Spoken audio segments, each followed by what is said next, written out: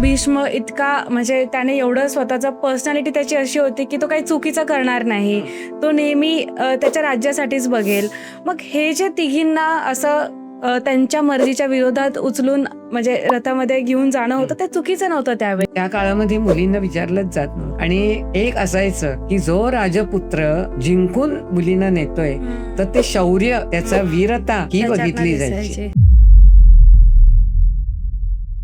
दुर्योधनाने त्याला सांगितलं की सगळे पांडव अजून शिल्लक आहे, कोणीच त्यांच्याकडचा पतन त्यांच्याकडे झालेलं नाही, तेव्हा हे काय म्हणून त्यांनी असं हे केल्यानंतर मग भीष्म म्हणाले की उद्या बघ सगळ्यांना मारतो की नाही. त्या रात्री पुन्हा कृष्णाने एक कारस्थानच रचलं. म्हणजे युद्ध ही फक्त शक्तीने जिंकायची नसतात, ती युक्तीने पण जिंकायची असतात. द्रौपदीला बरोबर त्यांनी पाठवलं की ते रात्री डोळे मिटून ध्यानधारणा करत असतात. ती भीष्मांच्याकडे जाते, त्यांना नमस्कार करते, त्याबरोबर ते म्हणतात सौभाग्यवती भव.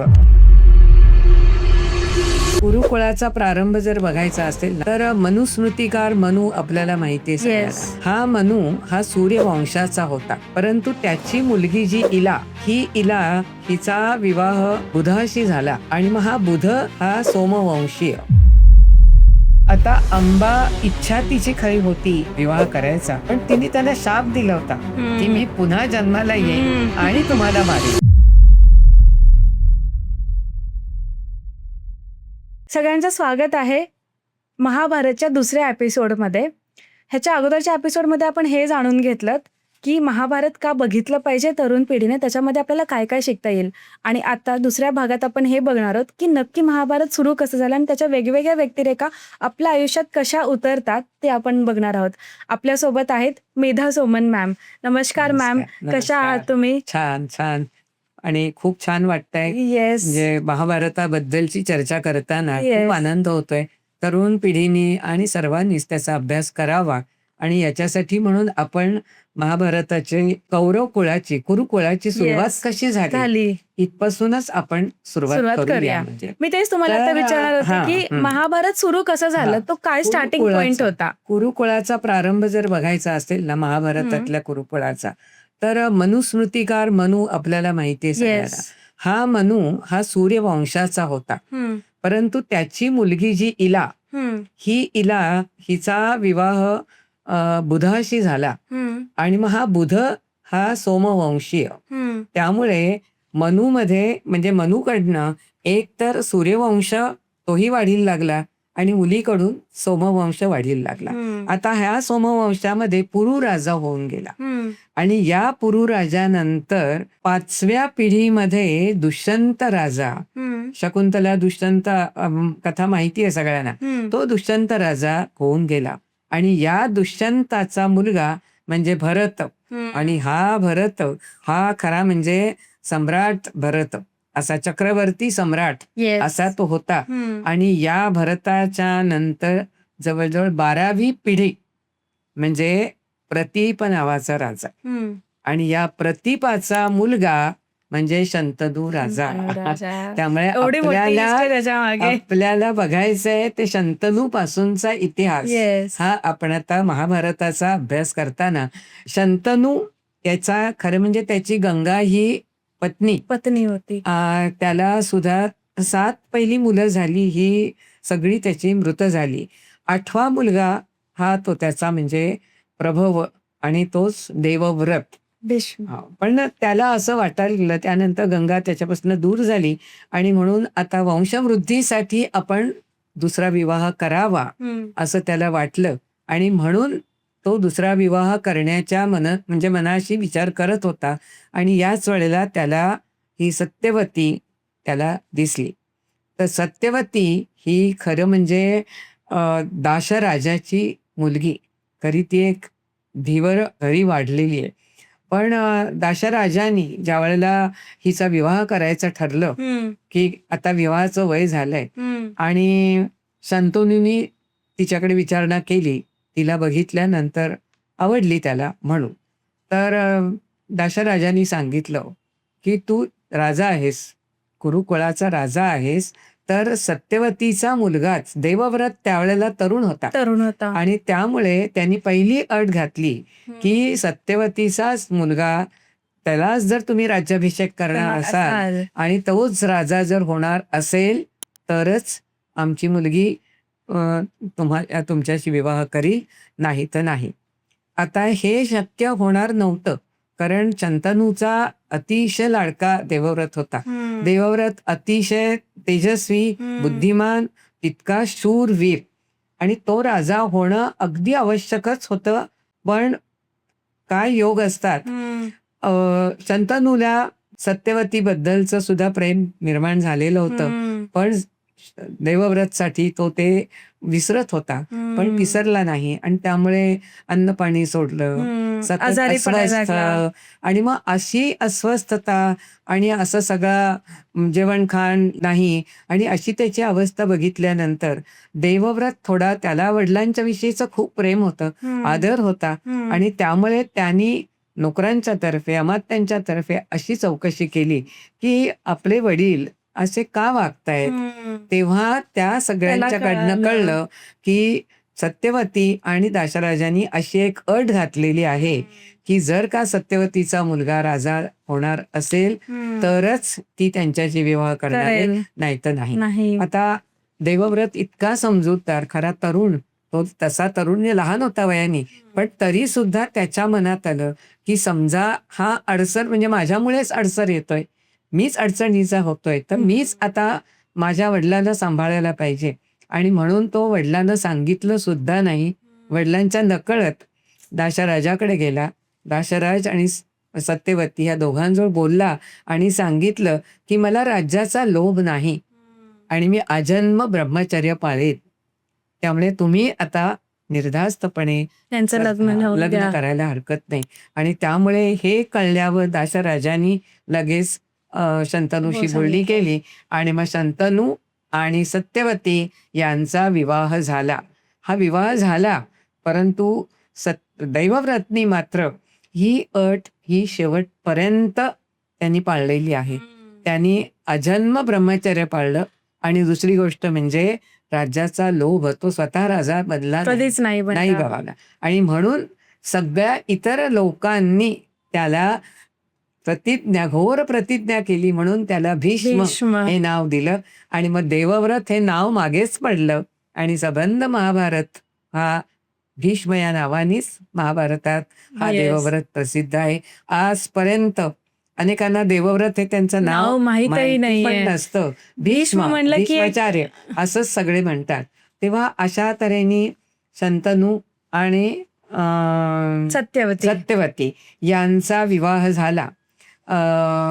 त्यानंतर सत्यवतीला शंतनूपासून 2 मुलगे झाले. एक म्हणजे चित्रांगद आणि दुसरा म्हणजे विचित्रवीर्य. आता हा चित्रांगद शूर होता आणि विचित्रवीर्य मात्र त्या मनाने तब्येतीने थोडा नाजूक तब्येतीने होता. त्यामुळे युद्धावर गेला तो चित्रांगद गेला, आणि गंधर्वांशी युद्ध करताना चित्रांगद मारला गेला. आता हा विचित्रवीर्य वयाने लहान आणि अज्ञानी, पण तरी सुद्धा राज्याचा लोभ मला नाहीये हे म्हणणाऱ्या भीष्माचार्यांनी काय केलं तर विचित्रवीर्याला राज्याभिषेक केला, आणि त्यानंतर त्याच्या नावाने राज्याची काळजी तेच घेत होते, परंतु राज्यावर कधीही बसले नाही. आणि विचित्रवीर्याच्या नावाने सगळा हस्तिनापूरचा राज्य सगळं ते बघत होते. बरोबर. हळूहळू विचित्रवीर्य वयाने वाढला, आणि मग आता तो त्याचं लग्न करायला पाहिजे असा विचार त्यांच्या मनामध्ये आला, आणि म्हणून ते आता काशीराज त्यांनी त्यांच्या 3 मुलींचा विवाह स्वयंवर एकाच वेळेला स्वयंवर मांडलेलं. अंबा, अंबिका, अंबालिका. अंबा, अंबिका आणि अंबालिका ह्या तिघींचा स्वयंवर, तिघींचं. आणि त्यामुळे सगळे राजे लोक, त्या तिघी दिसण्यात स्वरूपवान, आणि अंबा तर अतिशय म्हणजे कलागुणांनी युक्त अशी शूर पण होती. तिला तलवार वगैरे चालवणं, घोड्यावर बसणं हे सगळं तिला येत होतं. तर या अंबा, अंबिका, अंबालिका या तिघींचा स्वयंवर मांडल्यानंतर अनेक राजे तिथे गेले. भीष्माचार्यांना असं वाटायला लागलं की आपल्या विचित्रवीर्यासाठी ह्या तिघींना जर आपण स्वयंवरात न जिंकून आणलं तर ह्या मुली येतील आणि आपल्याकडे वंशवृद्धीसाठी आणखी आपल्याला संधी मिळेल. आणि म्हणून ह्या विचारांनी ते स्वयंवराच्या ठिकाणी रथ आणि सैन्य वगैरे असं घेऊन ते गेले. एकटे गेले होते ना पण गेले, सैन्य बाजूला होतं, पण म्हणजे ते हा एकटे जरी गेले म्हणजे असले रथामध्ये एकटेच. विचित्रवीर्याला विचित्रवीर्य नव्हता नव्हता गेला. नाही, विचित्रवीर्य Yes. नव्हता गेला. तो तब्येतीने नाजूकच होता. हम्म. पण हे सुद्धा खरं म्हणजे त्या राजपुत्राने स्वतः जाऊन करायला पाहिजे होतं. ज्या कोणी राजकन्यांचा स्वयंवर असेल त्यांना जिंकून आणायचं असतं. हे सुद्धा रूढीच्या विरुद्ध वागणं झालं झालेलं होतं. होतं. पण येस. तरी ते गेले. इतर राजांनी थोडीशी त्यांची म्हणजे टिंगल केली म्हणा किंवा असं की अरे भीष्म प्रतिज्ञा केली की अजन्म ब्रह्मचर्य आणि पाळेल तू कसं आणि काय आता आला? राजकन्यांना जिंकण्यासाठी कशाला आला. बरोबर पण आहे. तिकडे दुर्लक्ष केलं त्यांनी आणि ते सरळ गेले आणि त्या तिघींनाही आपल्या रथात घातलं. आधीमध्ये सगळे राजे आले परत त्याला विरोध करायला. सगळ्यांना पराभूत पराजय केलं. केला. पुढे पुढे आला आणि सगळे राजे मागे पडले, कारण इतर सगळ्यांनाच त्यांनी म्हणजे तो शूरच. भीष्म हा होता. अतिशय शूर. त्यामुळे त्या तिघी रडतायत, तिकडे लक्ष पण दिलं नाही. रथात घातलं आणि पुढे पुढे आला. शाल्व राजाने परत त्याला विरोध केला. हम्म. शाल्वाला पण खूप मोठा चोप दिला आणि त्याला पराभूत केला आणि मग इतक्या वेगात वेगात रथ हस्तिनापुराला पोचला. आता ह्या तिघी जणी रडतायत तरी पण त्यांना घेऊन आलेला आहे सत्यवतीच्या समोर उभं केले तिघींना. आता त्यांना काय सगळी त्यांची काळजी घेतली गेली आणि 2-3 दिवस झाल्यानंतर मग त्यांच्या विवाहासंबंधात राजपुरोहितांना बोलवलं गेलं आणि मुहूर्त काढायला सांगितले. मग पण सत्यवती एक मला इथे विचारायचं आहे हा की आपण एवढं म्हणतो की भीष्म इतका म्हणजे त्याने एवढं स्वतःचा पर्सनॅलिटी त्याची अशी होती की तो काही चुकीचं करणार नाही. तो नेहमी त्याच्या राज्यासाठीच बघेल. मग हे जे तिघींना असं त्यांच्या मर्जीच्या विरोधात उचलून म्हणजे रथामध्ये घेऊन जाणं होतं ते चुकीचं नव्हतं त्यावेळी. नाही. एक गोष्ट त्या काळामध्ये मुलींना विचारलंच जात नव्हतं आणि एक असायचं की जो राजपुत्र जिंकून मुलींना नेतोय तर ते शौर्य, त्याचा वीरता ही त्याच्यातनं बघितली दिसायची. जायची की त्यांनी इतक्या लोकांना पराभूत केलं आणि त्यांना जिंकलं, ह्याच्यात शौर्य असायचं आणि तो मोठेपणा. त्यामुळे भीष्माचार्यांनी आणलं त्यांना, पण ते चुकीचं म्हणजे त्यांनी स्वतःसाठी नव्हतं नव्हतं केलं. त्यांचा विचार की आपल्या भावासाठी जर आणलं तर तिघी जणींना आणलं तर वंशवृद्धी आता आपल्याकडे व्हायला हवी आहे, कारण तो एकटाच होता विचित्रवीर्य. आणि त्यामुळे आता जर वंशवृद्धी नाही झाली तर कुरुकुळ तिथेच कदाचित थांबलं असतं. थांबेल. आणि म्हणून त्यांनी खरं म्हणजे विचार तो करून त्या तिघींना आणलेलं होतं. आणि मग जेव्हा त्यांचा राजपुरोहितांशी विवाहाच्या संदर्भात बोलणी सुरू झाली तेव्हा आंबेनी धिटाईनी सांगितलं की मी मनाने शाल्वाला वरलेलं आहे आणि त्याची सुद्धा संमती आहे. त्यामुळे मनाने मी त्याला वरलंय, तर आता मी विवाह असा नाही करू शकत. त्याबरोबर भीष्माचार्यांना ते पटलं. त्यांनी सन्मानाने तिला शाल्वाकडे पोचवलेलं आहे. म्हणजे आपल्या राजवाड्यातले जे कोणी वृद्ध असे अमात्य, वृद्ध अशा कोणी दासी किंवा ज्या कोणी होत्या आणि काही प्रजेतले काही लोक, सैनिक काही, आणि असा सगळा लवाजमा आणि तिला सन्मानाने शाल्वाकडे नेलं. पण शाल्वानी सांगितलं की पद्धती ती होती ना, तुम्ही जिंकायचं आणि तिला पत्नी म्हणून करून घ्यायचं. हा म्हणजे ह्याच्यात शौर्य होतं म्हणून ती पद्धती होती. आणि त्यामुळे शाल्वानी सांगितलं की मी तर तिथे पराभूत झालो आणि तू बोललीस पण नाही की मला. तेव्हा जर बोलली असतीस तर पराभूत अवस्थेत सुद्धा मी स्वीकारलं असतं, पण तुला आता जिंकलंय कोणी, भीष्माने जिंकलेला आहे, त्यामुळे माझा काही अधिकार नाही, मी तुला आता स्वीकारू शकत नाही. मग ती आपल्या वडिलांच्याकडे गेली, काशीराजांच्याकडे.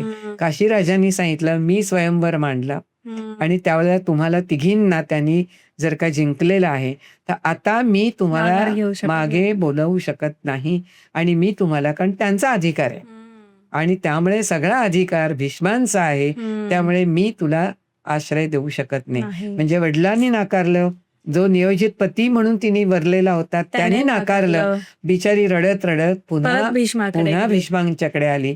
भीष्मानी पुन्हा सांगितलं की मी तुझ्याशी विवाह करू शकत नाही, कारण मी ब्रह्मचारी. एक प्रतिज्ञा केलेली आहे की अजन्म ब्रह्मचर्य पाळणार. मग आता तिच्या पुढे प्रश्न निर्माण झाला की आता पुढे काय करायचं. आता ही आपण आंबेची स्टोरी जरा आधी पूर्ण करूया, संपूर्ण करूया. म्हणजे तर आंबा म्हणाली ठीक आहे, आता मी वनात जाते, काय होईल ते होईल. आणि वनात निघाली जायला. बरं, वनातून जायची, तपोवन दिसलं की त्या ठिकाणी जायची. आणि तपोवनात गेली की ही तरुण मुलगी, सुस्वरूप आणि संस्कारित अशी मुलगी आली आहे, त्याबद्दल तपस्वी सगळे तिचं स्वागत करायचे, तिची काळजी घ्यायचे. आणि 4-8 दिवस राहणं होतंय न होतंय, तो परत तिला सांगायचे तू काही इथे राहू नकोस, कारण आमच्या इथे तू राहिलेस हे कळलं तर राजे लोक येतील आणि इथे लढाई करतील किंवा युद्ध करायला लागतील. आम्ही तर त्यांना प्रतिकार करू शकत नाही. मोडतोड आश्रमाची करतील आणि तुला जिंकून नेतील. लग्न करतीलच असं नाही, कदाचित राखेली म्हणून सुद्धा तुला ठेवतील. त्यामुळे तू आता इथे राहू नकोस, तू दुसरीकडे कुठेतरी जा. पुन्हा ती आश्रम बदलायची. अशी वणवण फिरत होती. एकदा काय झालं, एका वनामध्ये, एका तपोवनात गेल्यावर तिथे तिला कळलं की या ठिकाणी परशुराम यायचेत आता. आणि परशुराम हे त्यावेळेची ती सुपर पॉवर की आता परशुरामांना सांगितलं तर परशुराम यातनं नक्की मार्ग काढतील, न्याय देतील आपल्याला, असं तिला वाटलं. म्हणून ती थांबली ते येईपर्यंत. आल्यानंतर त्यांची काय सगळे लोकांनी पूजा वगैरे झाली, सगळं त्यांचं व्यवस्थित हे सुरू झालं. आणि मग तिने तिची काय जी कैफियत आहे ती मांडली. परशुराम म्हणाले ठीक आहे, भीष्माला मी सांगतो, ते करतील तुझ्याशी विवाह. त्यांना वाटलं हे सहज शक्य आहे. त्यांना ते माहिती पण नव्हतं की त्यांनी प्रतिज्ञा केलेली आहे. आणि त्यानंतर भीष्माला त्यांनी सांगितलं की तुम्ही हिच्याशी विवाह करा, तुम्हीच आणलेली आहे तिला. तर भीष्म सांगतात नाही, मी अजन्म ब्रह्मचर्याचं शपथ घेतलेली असल्यामुळे मी विवाह करू शकत नाही. आणि मग ते आग्रह करतायत, ते नाही म्हणतात. आणि असं करता करता त्या दोघांचं युद्ध सुरू होतं. 23 दिवस पर्यंत ते दोघे एकमेकांशी लढत असतात. बापरे, दोघेही गुरु शिष्य, ते दोघेही गुरु शिष्य. पण तरीही शेवटी लोकांना असं वाटतं की अरे इतके जखमी होत आहेत, एकमेकांना इतके जखमी करतायत, तर आता त्यांनी थांबवावं. अंबेला सुद्धा वाटत होतं की आता त्यांनी एकमेकांशी असं युद्ध करू नये, माझ्यामुळे ते सगळं घडतंय, तर त्यांनी युद्ध थांबवावं. पण ते थांबायला तयार नाहीत आणि त्याच्यामध्ये भीष्म जिंकतात. त्यामुळे परत परशुराम काही बोलू शकत नाहीत.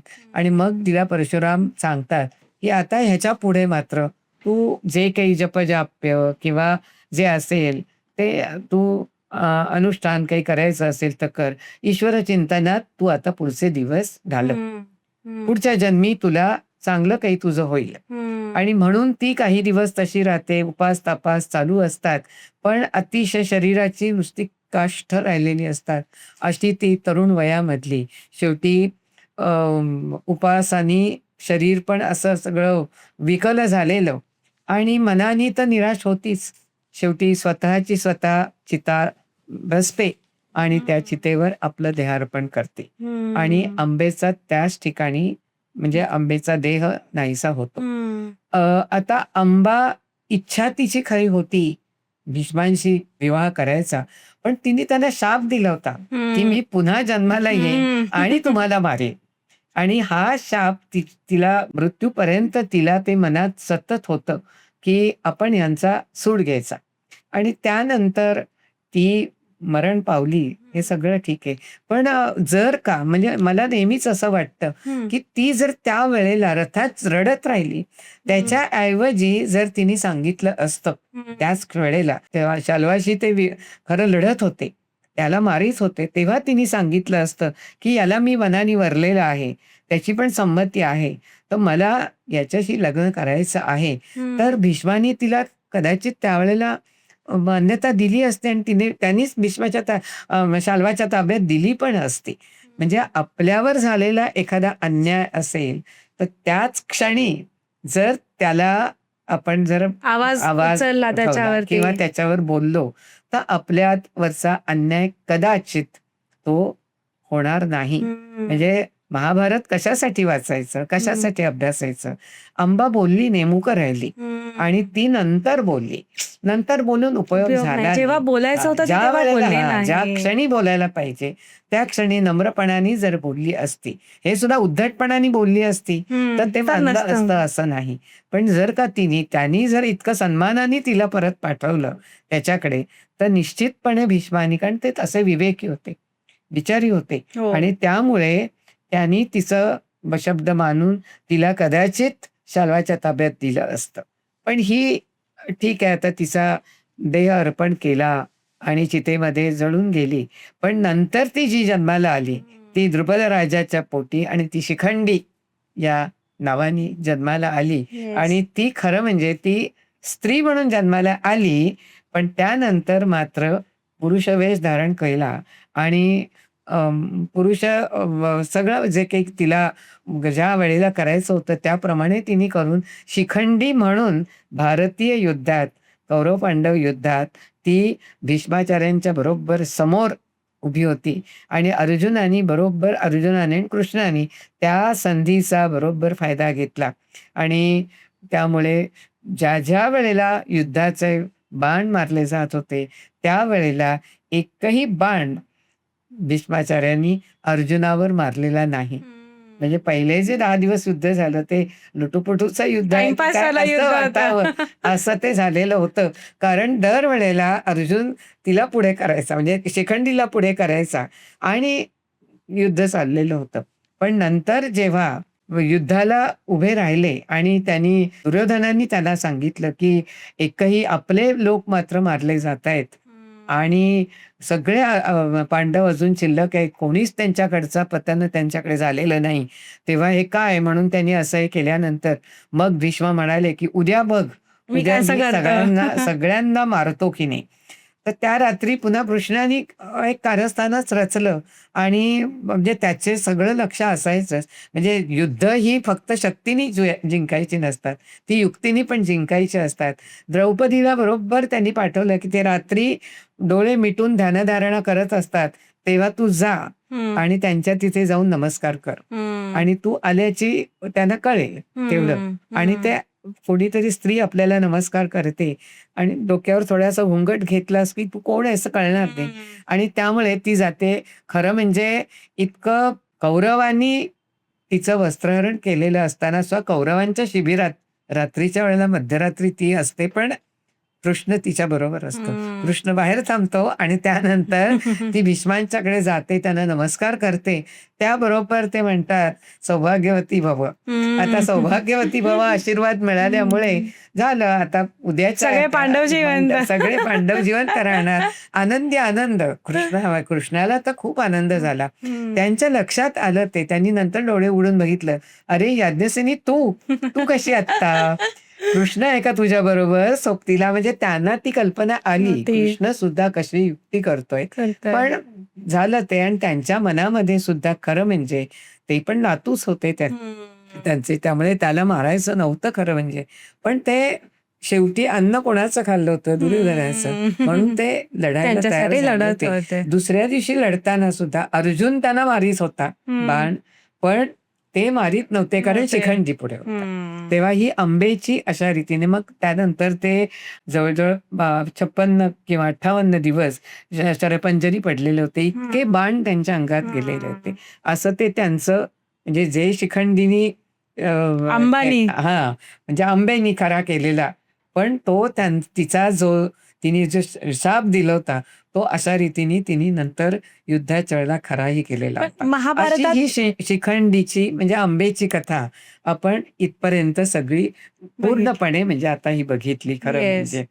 तर आता आपल्याला खरा विचार अंबालिका आणि अंबिका त्यांचं काय झालं. आता हे तिघींना स्वयंवरात जिंकून आणलेलं. आता ती अंबा तर गेलीच आणि मग नंतर तिचं आता काय झालं ते आपण सगळंच आता बघितलं.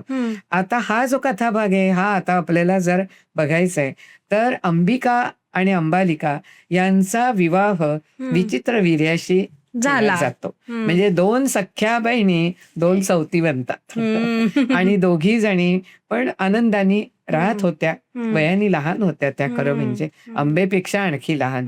म्हणजे त्या दोघी लहान, पण तरी सुद्धा विचित्रवीर्याबरोबर 7 वर्ष त्यांनी संसार केला. ओके. पण विचित्रवीर्य तब्येतीनेच नाजूक होता, त्यामुळे त्यानंतरच्या काळात तो जगू शकलाच नाही नाही. आणि त्याचा मृत्यू झाला.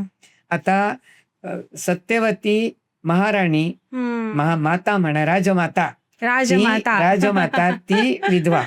त्यानंतर ही अंबिका आणि अंबालिका ह्या खऱ्या महाराणी म्हणायच्या त्या काळातल्या, म्हणजे विचित्रवीर्याच्या पत्नी म्हणून. ह्या दोघी सुद्धा तरुण वयात विधवा झालेल्या. आता जो प्रश्न त्यांच्या पुढे निर्माण झाला विचित्रवीर्याच्या मृत्यूनंतर, की आता कुरुवंश पुढे कसा त्याची जाणार? बुद्धी आणि तो चालणार कसा. आणि म्हणून सत्यवतीनी भीष्माला सांगितलं की देवव्रता, की तू आता सगळी परिस्थिती जाणतोस, तर तू आता ह्या दोघींशी विवाह कर. त्याबरोबर तो सांगतो की नाही, मी तर प्रतिज्ञा केलेली आहे, मला राज्य लोभही नाहीये आणि अजन्म ब्रह्मचर्याचा मी जर शपथ घेतलेली आहे, तर मी काही त्यांच्याशी विवाह करू शकत नाही. मग ती सांगते की तू नियोग पद्धतीने त्यांच्याशी शारीरिक संबंध ठेव. त्यालाही तो नाही म्हणून सांगतो. मग आता प्रश्न पडतो काय करायचं. तेव्हा सत्यवतीचा खरं म्हणजे तिच्या विवाहापूर्वी तिला शांतनूसोबतच्या विवाहापूर्वी तिला एक पुत्र झालेला असतो, पण तो पुत्र तिने त्या द्वीपामध्येच टाकलेला. तो कसा झालेला असतो? तो पराशर ऋषींच्या बरोबर, जेव्हा पराशर ऋषी आणि ती ते खरी धीवर कन्या ना, कोळी कन्या, आणि त्यामुळे वडिलांचा व्यवसाय नावाड्याचा. एका तीरावरनं दुसऱ्या तीरावर लोकांना नेणं आणणं, आणि त्यातून जे पैसे मिळतील त्याच्यावर त्यांचा उदरनिर्वाह चालत होता. एक दिवस पराशर ऋषी एका किनाऱ्यावर आले आणि किनाऱ्यावर आल्यानंतर हिला असं वाटत होतं की आता वडिलांना आपण काहीतरी मदत करायला पाहिजे, अर्थार्जन आपण करायला पाहिजे, म्हणून ती नाव चालवायची. आणि इतकी हुशार ती, अगदी छान हे करत होती. ते त्या होडीत बसले आणि तिला बघत होते. रोज जा ये चालू होती. या किनाऱ्यावर यायचं आपल्या कामासाठी, दुसऱ्या किनाऱ्यावर जायचं होडीनी, काम संपलं की पुन्हा यायचं. आणि असे काही दिवस ते जात होते. त्यानंतर त्यांना तिच्याविषयीचा आकर्षण निर्माण झालं.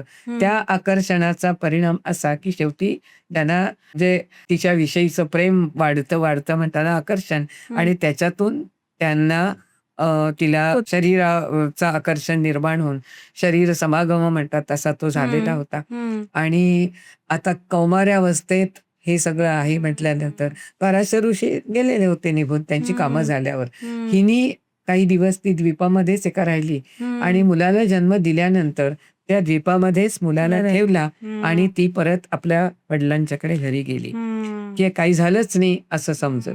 त्या द्वीपामध्ये जे कोणी धीवर कोळी जमात होती त्यांनी ते बघितलं, कोणाचं मूल आहे, काय आहे वगैरे चौकशी केली, आणि त्यावेळेला त्यांना कळलं की या ठिकाणी पराशर येत होते आणि त्यांच्यापासून हा झालेला पुत्र आहे.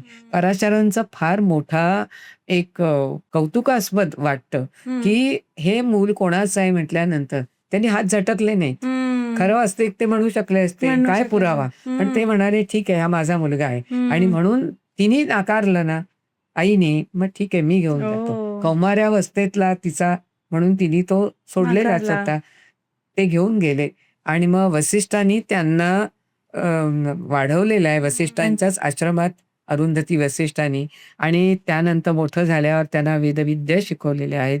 आणि असा तो पराशरांचा मुलगा, तो म्हणजे व्यास, वेदव्यास. आणि मग हे जे व्यास हे मोठे झाल्यानंतर त्यांनी वेदाध्ययन केलेलं असतं, सगळं काही अध्ययन, आणि अतिशय प्रतिभावान. कारण पराशर वसिष्ठ म्हणजे जे कुळात ज्या जन्माला आले ते कुळच इतकं प्रतिभावान, बुद्धिमान, तेजस्वी आणि देशाला विचार देणार असं ते घराणं खरं म्हणजे वसिष्ठांचं. आणि त्यामुळे वेदव्यास त्या काळामध्ये त्यांचं पुष्कळ साहित्यविषयक काम चालूच होतं. त्या वेदांच्या वरचं संशोधन त्यांचं शिकवणं चालू होतं. आणि अशा काळामध्ये त्यांना सत्यवतीनी बोलावणं पाठवलं आणि तिने खरा भीष्मांना सांगितलं लाजत लाजत. हे सांगणं पण आहे कारण आपल्याकडे कुमारी मातेला त्या काळातही प्रतिष्ठा नव्हती. आत्ताच्या काळामध्ये सुद्धा प्रतिष्ठा नाहीये आणि जर का ती प्रतिष्ठा मिळाली तर कुमारी मातांचंच प्रमाण वाढेल आणि समाजामध्ये एक अस्थिरता येईल आणि म्हणजे नीती राहणार नाही. नीतीच सगळी बिघडून जाईल आणि त्यामुळे ते आपल्या संस्कृतीला, भारतीय संस्कृतीमध्ये त्याचा निषेधच केला जातो. मग तिने अगदी लाजत विजत असं तिने सांगितलं की माझा लग्नाच्या पूर्वीचा कौमार्यावस्थेतला माझा मुलगा एक आहे. तर ते विचारतात कोण? तर ती सांगते व्यास. मग व्यास म्हटल्यानंतर ते लगेच हो मग व्यासांना बोलव. पण ते म्हणतात त्यांना वेळ कसा होईल? नाही मी सांगितलं की ते येतील कारण त्यांनी मला सांगितलेलं आहे की तुला माते जेव्हा गरज लागेल तेव्हा तू मला माझी आठवण कर, मला बोलव, मी तुझ्या काय जी असेल ती समस्या मी सोडवेन. आणि त्यामुळे ती बरोबर त्यावेळेला व्यासांना बोलवते, आपली ही समस्या त्यांना सांगते. आता व्यासांचं सुद्धा तसं म्हटलं तर कुरुकुळाशी नातं आहेच ना. त्याची ती माता आणि त्या मातेला आता खरं म्हणजे वंशवृद्धीसाठी पाहिजे आहे हे म्हटल्यानंतर ते सांगतात सत्यवतीला की हे म्हणतेस ते बरोबर आहे पण आपण काही धार्मिक अनुष्ठान किंवा धार्मिक काही जपजाप्य पूजा अर्चा हे सगळं करूया. आणि मग ते पावित्र्य असं निर्माण झालं की मग त्यानंतर आपण हा नियोग पद्धतीने दिवस राहतील असं आपण पाहूया. पण सत्यवतीला एवढी घाई की नाही राजाशिवाय नाही चालणार आणि ते अराजक निर्माण होईल. त्यामुळे लवकरात लवकर राज्याला वारस मिळालाच पाहिजे. त्यामुळे ह्याच्यामध्ये आता वेळ नको, पूजा पाठ करण्यात वेळ नको दवडायला. आता तात्काळ जेवढं शक्य असेल तितक्या लवकर तुम्ही हे करावं. ठीक आहे, आईचा म्हणजे मन मोडायचं नाही. त्यामुळे फक्त सत्यवती त्या दोघींनी काहीही कल्पना देत नाही आणि मग ती सांगते की तुमचे ना एक दीर तुम्हाला भेटायला रात्री येणार आहे. त्यांना काय त्या तशा वयानी पण लहान मुली आणि त्यांना दीर यायचंय काय भेटायला येणार आहेत म्हणजे काय आणखी काहीच माहिती नाही. आणि मग रात्रीच्या वेळेला अंबिकेच्या शयनगृहात ते जातात आणि तो जो समागम होतो त्यावेळेला ती खूप घाबरते त्यांना आणि ती घाबरते आणि डोळेच मिटून घेते. आणि त्यावेळेला जे काही समागम झालेला असतो त्याचा परिणाम असा की तो जो पुत्र जन्माला येतो तो म्हणजे जन्मतः अंध असलेला धृतराष्ट्र. अंबालिकेचं तसंच होतं. अंबालिकेच्या शयनगृहात सुद्धा ते जेव्हा जातात त्यावेळेला ती घाबरून पांढरी फटक पडते. आता पांढरी फटक पडल्यामुळे तिला सुद्धा त्यानंतर जो पुत्र होतो त्या नियोगातून तर तो पुत्र हा पांढरा सगळा असतो आणि तो पंडू. तर सत्यवतीला पुन्हा असं वाटतं की इतके आटापिटा केला आणि इतका सायासानी नियोग पद्धतीने आपण यांना पुत्र मिळावा म्हणून प्रयत्न केले तर आपण आणखी एखादाच संधी घेऊया.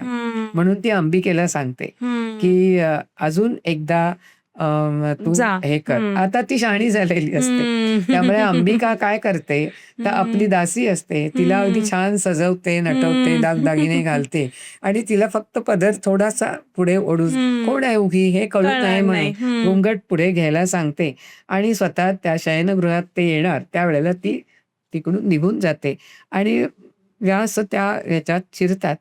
ती शिरल्यानंतर ती जी दासी असते ती पहिल्यांदा त्यांना वंदन करते, त्यांची पाद्यपूजा करते, ते जे काही असेल त्याप्रमाणे त्यांचे आशीर्वाद घेते आणि त्यांच्याबद्दलचा इतका मनात आदर की त्या आदराने त्यानंतर तो जो काही समागम त्यांचा होतोय शरीर संबंध ते स्वतः खूप तृप्त होतात आणि त्यानंतर जो जन्माला येणारा मुलगा त्या दासीपासून झालेला तो म्हणजे विदुर. त्यामुळे सर्वात हुशार, हो अतिशय म्हणजे नीतिमान, चारित्र्यवान आणि वैराग्यशील वृत्ती, कसलाही लोभ नाही अशा तऱ्हेने अतिशय गुणी आणि प्रचंड बुद्धिमत्ता असलेला. पण तो दासीपुत्र म्हणून त्याला तर काही राज्याचा कुठचा वाटा तर मिळतच नव्हता. म्हणजे तर असे हे धृतराष्ट्राचा असा हा जन्म, त्यानंतर पंडूचा अशा तऱ्हेने आणि विदुर ह्या सगळ्यांचं त्यानंतर शिक्षण हे व्यवस्थित राजघराण्यात जसं पाहिजे त्याप्रमाणे ह्यांना गुरुगृही पाठवून त्यांचं वेदाध्ययन वगैरे सगळं पूर्ण होतं. आणि वेदाध्ययन झाल्यानंतर मग ते पुन्हा येतात आणि आल्यानंतर मग आता तरुण मुलं झाली, आता यांचे विवाह करायला पाहिजेत. आणि म्हणून मग पहिला मोठा कोण, तर धृतराष्ट्र. आणि म्हणून धृतराष्ट्राचा विवाह करायचा. मग परत भीष्माना आता कसा करायचा, तर त्यावेळेला त्यांना असं कळतं की सौबल देशाची राजकन्या, सुबल राजाची कन्या गांधारी, ही बहुप्रसवा आहे आणि तिला पुष्कळ काही मुलं होऊ शकतात, असं तिला एकूण भाकीत तिच्या बाबतीत केलेलं असतं. मग वंशवृद्धीसाठी आपल्याला जर का आपल्या नातवाला ही मुलगी जर पत्नी म्हणून आपण आणली, तर आपल्याला वंश आपला चांगला वाढेल. आणि म्हणून ते रथामध्ये बसतात. त्यानंतर काही सैन्य, काही निवडक लोक असे घेऊन ते सुबल राजाच्या राजधानीत जातात. तिथे गेल्यानंतर अरे, कुरुकुळातले भीष्म आणि ते एवढे मोठे सम्राट असलेलं, आणि ते कुरुकुळातले भीष्म आता आपल्याकडे येत आहेत भेटायला. कशाला येत आहेत काहीच माहिती नाही. त्यामुळे सुबल राजाला खूप आनंद होतो. अगदी त्यांचं आदरातिथ्य आणि सगळं काही होतं. आणि मग तो विचारणा करतो की सगळं म्हणजे व्यवस्थित सगळं झाल्यावर की आपण या ठिकाणी कशासाठी येणं केलं. तेव्हा तो सांगतो की माझा नातू आहे, तो लग्नाचा आहे आणि त्यामुळे तुझ्या मुलीला मागणी घालण्यासाठी म्हणून मी आले. त्याला खूप आनंद होतो की अरे, एवढ्या मोठ्या कुटुंबामध्ये एवढं प्रतिष्ठित आणि हस्तिनापूरचं सगळ्यात स्ट्रॉंग होतं हस्तिनापूर त्या काळामधलं. त्यामुळे आपल्या मुलीला, आणि सुबल राजा एका प्रदेशाचा राजा, त्यामुळे आपली मुलगी इतक्या मोठ्या कुटुंबात जाणार आहे. त्यामुळे त्याला खूप आनंद होतो आणि तो अगदी तिला आनंदाने सांगायला पण जातो. पण तो जाण्यापूर्वी आणखी एक असं तो म्हणतो, काय तर माझा नातू ना, पण त्याला दिसत नाही, तो अंधा आहे.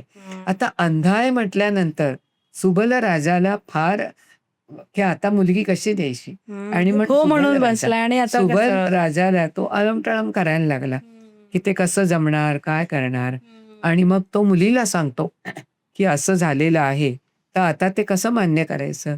तीही थोडीशी चलबिचल होते, पण नंतर विचार करते. कारण भीष्म एक वाक्य बोललेले असतात की तुम्ही मुलगी नाही दिलीत तर आम्ही मिळवू, आमच्या मार्गाने आम्ही ती मिळवणार, पण आम्हाला पाहिजे. तर आता आम्ही मिळवू म्हटल्यानंतर आता हा एवढा पराक्रमी हा आलेला आहे, म्हणजे आपल्या राज्यावर हा आक्रमण करेल आणि आपली मुलगी तो अपहरण करून घेऊन जाणार. त्या काळातली ती पद्धतच होती.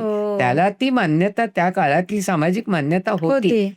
आणि त्यामुळे मुलीनी, म्हणजे गांधारीचं किती समजूत की जर का मी आत्ता नाही म्हटलं तर वडिलांचं राज्य उद्ध्वस्त होईल आणि सगळंच अराजक माजेल राज्यामध्ये. तर मी जर आत्ता हो म्हटलं की मी या मुलाशी विवाह करायला तयार आहे, तर सगळंच राज्य परत चांगलं चालेल. तर ती सांगते की बाबा तुम्ही काळजी करू नका, मी लग्नाला तयार आहे. पण ती लगेच आपल्या दासीला सांगते की एक मला पट्टी दे, मला एक, आणि ती पट्टी ती डोळ्याला बांधते आणि सांगते की आजपासून जर माझे पती हे जग बघू शकत नाही, माझे होणारे पती, तर मी सुद्धा आजपासून हे जग बघणार नाही. आणि म्हणून ती डोळ्याला पट्टी बांधते आणि लग्नाला तयार होते. आणि मग ते तिला याच्यात जाऊन त्यांचं लग्न, मग ते व्यवस्थित जसं काय पाहिजे तसं गांधारी आणि धृतराष्ट्र यांचा विवाह असा होतो. पण ती येते, ती म्हणजे लक्ष्मी म्हणून जी घरात येणार, ती डोळ्याला पट्टी बांधून येते. मनाचा मोठेपणा हा किती आहे की एक तर माझा पती जी सुख अनुभवत नाही, ते सुख मी घेणार नाही, हे होणाऱ्या पतीविषयीचा हा विचार. आणि मी जर आज हो म्हटलं तर माझ्या वडिलांचं राज्य हे चांगल्या रीतीने टिकेल आणि त्यांच्याकडे जे काही चालू आहे ते सगळं व्यवस्थित त्यांचा राज्यकारभार चालू शकेल. हे जो मनाची, म्हणजे ही समजूत, ही गांधारीची समजूत, आणि त्याप्रमाणे ती सवन्ना आयुष्यभर तशीच वागलेली आहे. आता पंडूनी जरी तो अशक्त असला तरी त्यांनी कुंती ही खरे म्हणजे शूरसेन राजाची मुलगी, पण शूरसेन राजांनी कुंतीभोज राजाला असं सांगितलेलं असतं की त्याला मूलबाळ होत नसतं, तेव्हा मला जे पहिलं अपत्य होईल ना ते मी तुला देईन. आणि मग शूरसेन म्हणजे खरं म्हणजे यादव घराण्यातला, बरोबर. आणि त्यामुळे वसुदेवाची ती बहीण कुंती, त्यामुळे कृष्णाची खरी ती आत्या. पण शूरसेनानी असं सांगितल्यानंतर कुंतीभोज राजाकडे कुंतीला पाठवतात आणि ती त्याच्याकडे वाढते. आणि तिचा सुद्धा इतिहास थोडा असा की कुंतीभोज राजाकडे काही धार्मिक अनुष्ठान आणि काही यज्ञ करण्यासाठी म्हणून दुर्वास मुनी यायचे असतात. आणि दुर्वास मुनी आल्यानंतर त्यांची यथास्थित सगळी व्यवस्था करायला पाहिजे, कारण एक तर ते अत्यंत चांगल्या रीतीने यज्ञ करणारे ऋषी होते, पण ते तितकेच रागीट पण होते. आणि त्या रागाच्या भरात जर का त्यांनी काही शाप दिला तर तो सगळ्या राज्याला पुन्हा त्रासदायक होईल. म्हणून तिची व्यवस्था, त्यांची व्यवस्था उत्तम रीतीने करण्यासाठी जसे दास दासी सगळे दिलेले होते तशी त्या सगळ्यावर लक्ष ठेवण्यासाठी म्हणून कुंतीला व्यवस्था करण्याची आज्ञा केलेली होती कुंतीभोजांनी. आणि सतत त्यांच्या सेवेमध्ये कुंती होती. आता त्याचा परिणाम असा झाला की कुंतीला त्यांनी काही तिला वर दिलेले असतात आणि त्या वरांनी तू म्हणशील त्यावेळेला तुलाही पुत्रप्राप्ती होईल असं तिला सांगितलेलं असतं. त्याप्रमाणे तिला गंमत वाटते आणि ते सगळं झाल्यावर ते जातात. लहान असते, वय लहान असतं आणि दुर्वास मुनी जातात, अगदी सगळं प्रसन्न मुद्रेनी गेले सगळं काम करून. आणि मग हिला असं वाटलं की अरे त्यांनी जो वर दिलेला आहे बघूया ना आपण काय होतं ते. आणि त्यानंतर तिला त्याचे दिवस राहतात, गर्भधारणा होते आणि तोपर्यंत घरात थोडे दिवस कळत नाही. पण मग वडील ज्या वेळेला युद्धावर जातात त्यावेळेला ही दासीला घेऊन एका वनात जाते, झोपडी बांधून तिथे ते राहतात आणि 9 महिनेपर्यंत ती तिथेच राहते. आणि मुलाला जन्म दिल्यानंतर त्या मुलाला एका लाकडी पेटाऱ्यात ठेवतात आणि तो पेटारा नदीमध्ये ती सोडून देते. अतिशय दुःख तिला होते, पण तरी पण आपण जर का असं हे मूल घेऊन वडिलांच्या घरी गेलो तर एक राजकन्या कौमार्यावस्थेत मुलाला जन्म देते म्हणजे सगळी प्रजा बेताल होईल आणि प्रजेमध्ये नीती राहणार नाही. बरोबर आहे. आणि नीती राहणार नाही, चारित्र्य राहणार नाही आणि त्यामुळे संपूर्ण सगळ्या राज्याची एक जे सदाचार जे आहे ते अंधाधुंदी काही होईल आणि कुमारी माता आणखी पण निर्माण होतील. तर आपण यासाठी हे गुपित आपण आईस कोणाला सांगायचं. हा त्याग तिच्या मनाला यातना इतक्या झाल्या पण तरी तिने ते मूल सोडून दिलं. ते मूल त्यानंतर एका कोळ्याला सापडलेलं असतं आणि त्याच्याकडे ते वाढत असतं आणि तो म्हणजे खरा म्हणजे कर्ण. पण हे सगळं ती इतकं गुप्त ठेवलेलं असतं आणि त्यामुळे नंतर ज्या वेळेला हा कुंतीभोज राजा आपल्या मुलीचं स्वयंवर मांडतो, ती लग्नाला झालेली आहे, उपवर झाले आणि त्यामुळे हे कोणालाच काही माहिती नसतं. त्यामुळे हा येतो भीष्म नव्हे, आता येतो तो मात्र स्वतः पंडूच येतो. पंडूला भीष्मच सांगतात जा म्हणून आणि त्याप्रमाणे तो येतो आणि पराक्रमी असतो तो पण. त्यामुळे तो जिंकतो आणि तो कुंतीला घेऊन नंतर येतो. कुंती आणि पंडूचा विवाह होत असतो.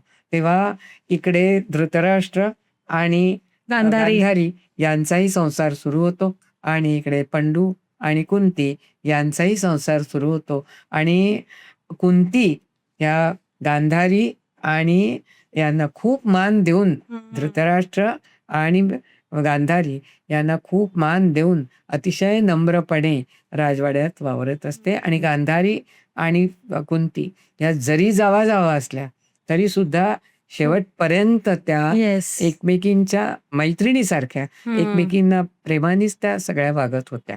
तर असा हा इथपर्यंतचा आपल्याला कथाभाग हा महाभारताचा आत्ता आपल्याला आपण बघितलेला आहे. की यानंतर आणखी आता पंडूची मुलं, त्यानंतर धृतराष्ट्राची मुलं आणि मग यांचा जो काही सगळा संघर्ष, एकत्र राहणं मग लहान मुलांची भांडणं, पण नंतर पंडूच्या मृत्यूनंतर मग जे काही कुंतीला म्हणजे जे भोगावं लागतं, तो भाग आपण आता नंतरच्या एपिसोडमध्ये मध्ये पाहूया. नक्की. पण आत्ता आपल्याला याच्यातून काही गोष्टी दिसतात, येस. की त्या काळामध्ये सुद्धा मुली किती लहान वयाच्या असून सुद्धा किती समजूतदारपणे त्या निर्णय घेताना सुद्धा वडिलांच्या भल्यासाठी, राज्याच्या भल्यासाठी, आणि मुख्य म्हणजे केवळ वडील नव्हेत, वडील एक राजा आहेत आणि त्यामुळे त्यांचं भलं झालं पाहिजे, राज्यातल्या आपल्या प्रजेचं भलं झालं पाहिजे, म्हणून गांधारीनी सुद्धा डोळ्याला पट्टी लावून ती आली केला. कुरुकुळामध्ये. आणि कुंती सुद्धा तिचा हा खरा म्हणजे कोणालाही सांगितलं नाही. किती मातृत्व हे असं आहे की ते व्यक्त केल्याशिवाय खरं म्हणजे वात्सल्य नाही राहू शकणार. पण तरी मन मारून त्या दोघी राहिलेल्या आहेत. आणि तशा अवस्थेत त्यांनी पुढे कुरुकुळाला सावरण्याचा, सांभाळण्याचा प्रयत्न केलेला आहे. तेव्हा याच्या पुढचा भाग आता आपण अशाच तऱ्हेने पाहावा. येस. आणि या महाभारतापासून कसं आपल्याला शिकता शिकता येईल. येतं, त्या व्यक्तिरेखांचं कसं वागणं आहे ते बघून आपल्याला आत्ताच्या काळामध्ये असे निर्णय घेत असताना आपल्याला त्याचा खूप काही त्या व्यक्तिरेखेतनं, त्या प्रसंगातनं काही संदेश मिळत असतो. तर अवश्य तरुण पिढीने घ्यावा आणि आपलं आयुष्य तसंच सुखाचं, समाधानाचं, यशाचं करावं. Yes. Thank you so much ma'am. खूप एक इन्साइटफुल सेशन झालं. म्हणजे खरंच खूप एक्साइटमेंट आहे की पुढे काय होतं हे ऐकण्याची. पण तेवढा वेळ आता थांबावा लागेल. आणि येस, हा होता दुसरा एपिसोड. खूप छान डिस्कशन झालं. पुढच्या एपिसोडमध्ये आपण आणखीन पुढे कुठल्या कुठल्या व्यक्तिरेखा इंट्रोड्यूस होत आहेत ते आपण पुढच्या भागात बघूया. Thank you ma'am.